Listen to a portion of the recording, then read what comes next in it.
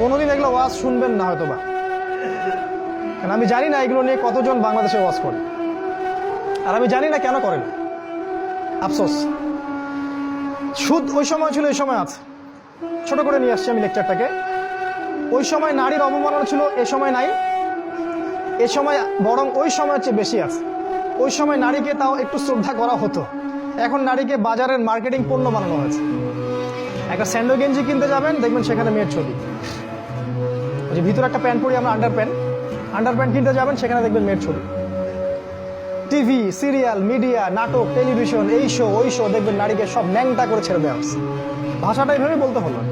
আর নবী সাল্লাল্লাহু আলাইহি ওয়াসাল্লাম বলেছিলেন আজকে থেকে 1400 বছর আগে যে কিয়ামতের আগে আগে এক শ্রেণীর মেয়ে আসবে যারা কাপড় পরেও ন্যাংটা থাকবে। কাপড় পরবে কিন্তু ন্যাংটা থাকবে। নিসাউন কাসিয়াতুন আরিয়া, কাপড় পরেও তারা নগ্ন থাকবে।